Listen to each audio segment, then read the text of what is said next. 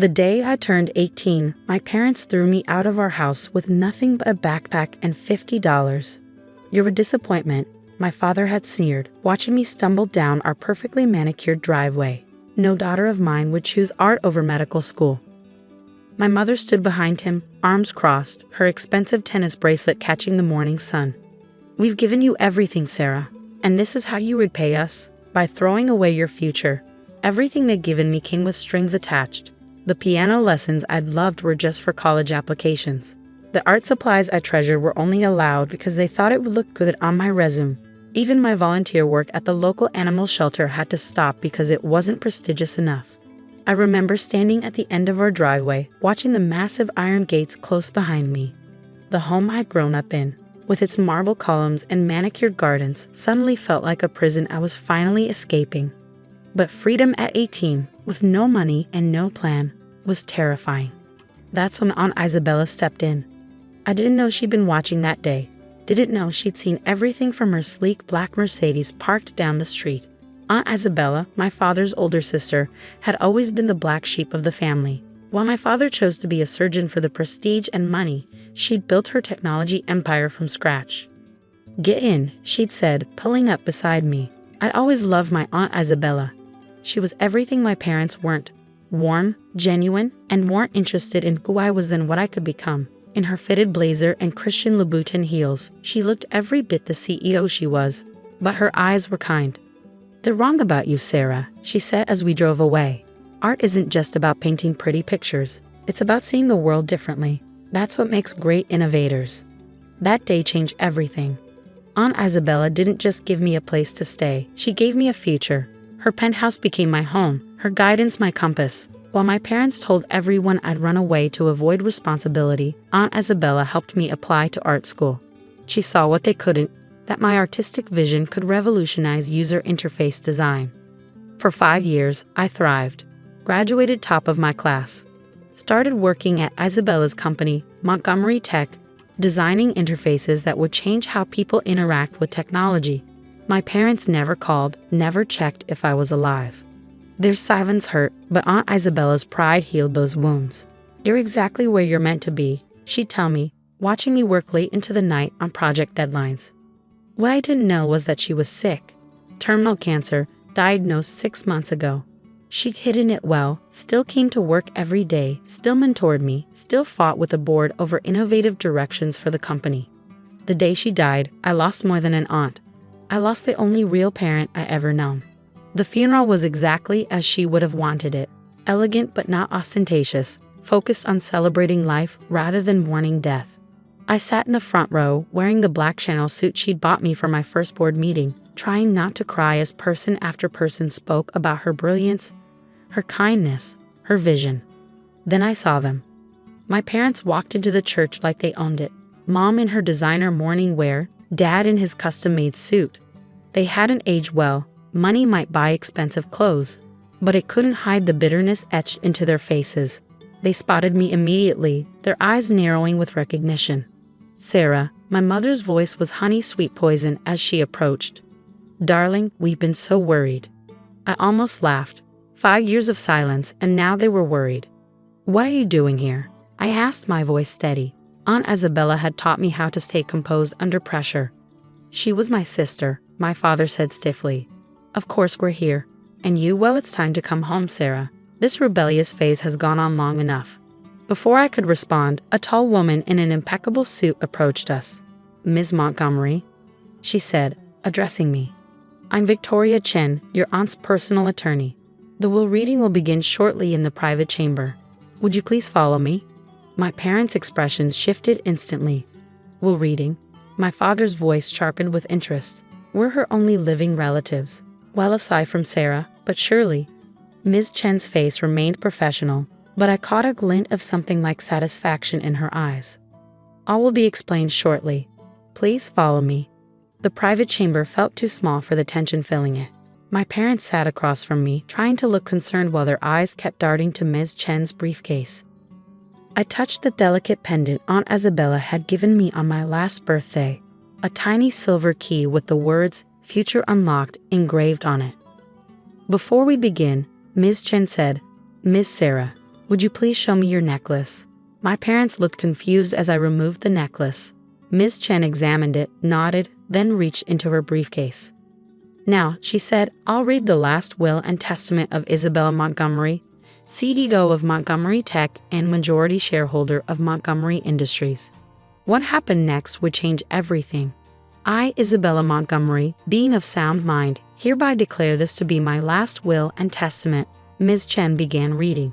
The room felt charged with electricity as she continued. To my brother Richard and his wife Margaret. My father leaned forward eagerly. I leave precisely what they gave my beloved niece Sarah 5 years ago, $50 and the chance to walk away. The room exploded. This is outrageous, my father shouted, his face turning purple. I'm her only sibling. Ms. Chen continued as if he hadn't spoken. To my niece, Sarah Montgomery, I leave my entire estate, including but not limited to my controlling shares in Montgomery Tech, valued at $2.8 billion, all properties both domestic and international, my entire investment portfolio, and full ownership of Montgomery Industries. My mother's designer purse hit the floor. That's impossible, she whispered. Furthermore, Ms. Chen pressed on, I hereby name Sarah Montgomery as my successor, effective immediately upon my death, as CEO of Montgomery Tech and President of Montgomery Industries. The key around my neck suddenly felt heavier. This was what Aunt Isabella had been preparing me for all along. Those late nights reviewing company reports, the board meetings she insisted I attend, the business courses she'd encouraged alongside my art degree. It hadn't just been mentorship. It had been training. This is absurd. My father stood up, knocking his chair backward. She's just a stupid girl who draws pictures. She can't run a multi-billion-dollar company. Ms. Chen pulled out another document. Actually, Sarah has been effectively running Montgomery Tech's UI/UX division for the past year, leading to a 40% increase in user satisfaction and a significant rise in stock value. Isabella kept detailed records of Sarah's contributions. My mother switched tactics instantly, her face morphing into concerned motherly worry. Sweetheart, she reached for my hand. I pulled away. This is too much responsibility for someone so young. Let us help you. We're family after all. Family? My voice was quiet but firm. Family doesn't throw their daughter out with $50. Family doesn't abandon their child for following her dreams. Aunt Isabella was my family. Now, Sarah. My father's tone turned threatening. Think carefully about what you're doing. We'll contest this will. You're clearly not mentally prepared for this responsibility. Ms. Chen smiled for the first time. Isabella anticipated this reaction. She pulled out a flash drive. This contains 5 years of documented attempts by both of you to access Isabella's accounts, including fraudulent documents using her signature. She kept everything. She also documented your attempts to bribe board members to vote against Sarah's projects. My parents paled. Additionally, Ms. Chen continued, there's a letter here for Sarah. She handed me an envelope with my name written in Aunt Isabella's elegant handwriting. My darling Sarah, if you're reading this, then everything has happened as I predicted. Your parents have shown their true colors once again. But you, my brilliant girl, are ready for this, more ready than you know. I didn't choose you as my heir because you're my niece. I chose you because in the past 5 years, you've shown every quality a true leader needs. Your artistic vision isn't a weakness, it's your greatest strength. You see possibilities others miss. You understand that technology should serve humanity, not the other way around. The key you wear isn't just symbolic.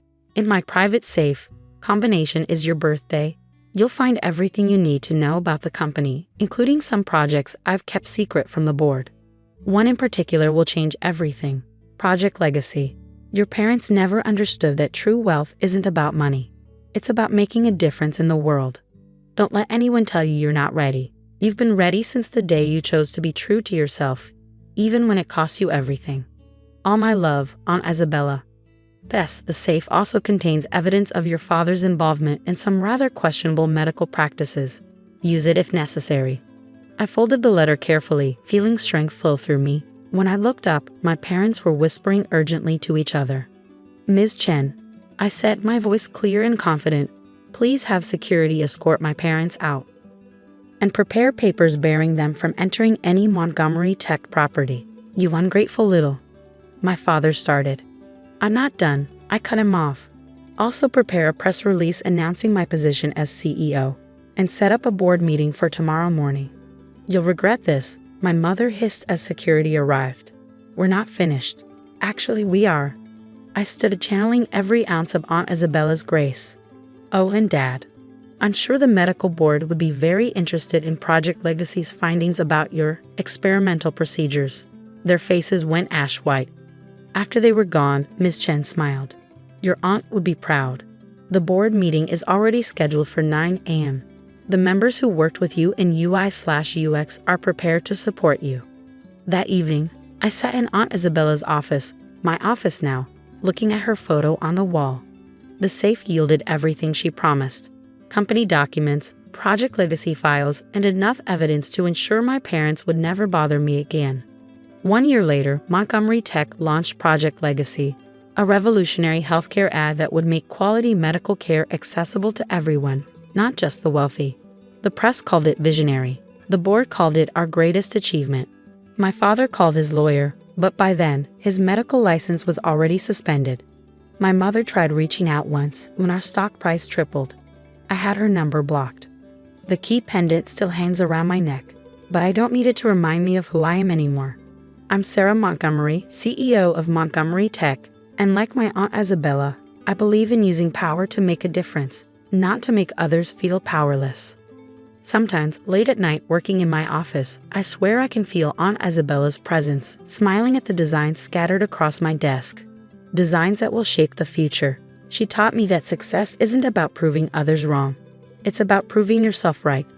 As for my parents, last I heard, they'd moved to a smaller house in the suburbs.